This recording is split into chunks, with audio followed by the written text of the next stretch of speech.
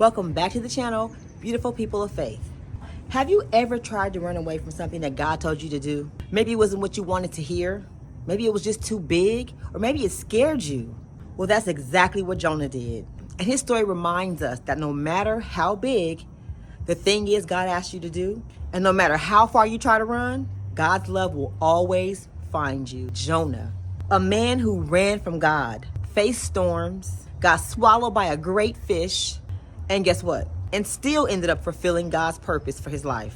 Jonah's story isn't just about disobedience. It's about grace, second chances, and the power of obedience. Jonah runs from God. Jonah was a prophet of God, someone chosen to deliver God's messages to his people. One day, God spoke clearly to Jonah.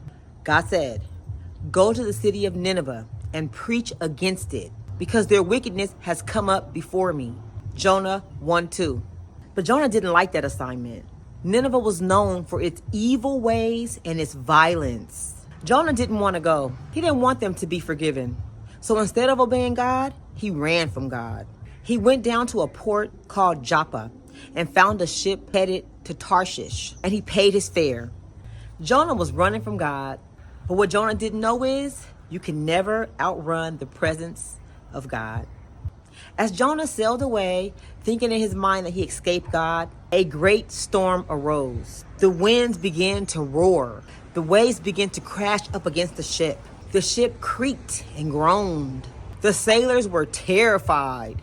They began to cry out to their God, throwing cargo overboard to lighten the load. But Jonah, he was fast asleep below deck, trying to ignore what he had done.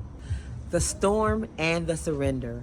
The captain found Jonah and shouted, "How can you sleep?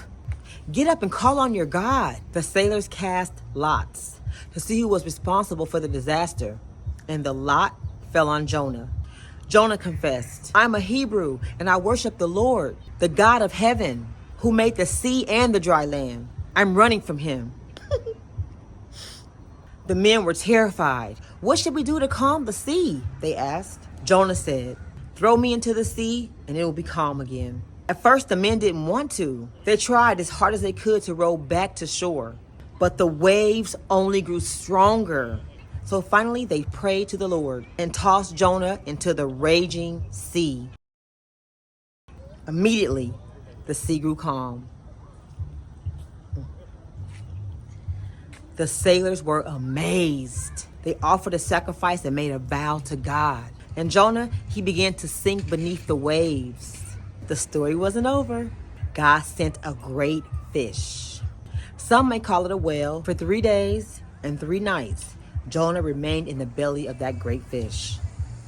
And that's where he finally prayed. "In my distress, I called to the Lord, and he helped me. And you listened to my cry." Jonah 2:2. He thanked God for saving his life, even in his disobedience. Then Jonah repented and surrendered. And then, after Jonah's heart turned back to God, the Lord commanded the great fish to spit Jonah back onto dry land. Jonah's second chance. Go to the city of Nineveh and proclaim the great message that I gave you. Jonah 3:2. This time Jonah obeyed. He walked through the city of Nineveh proclaiming, 4 more days and Nineveh will be destroyed. No problem. Ooh, be careful, sweetie. Be careful. Careful.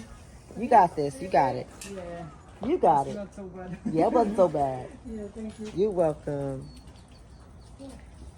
To Jonah's surprise, the people listened.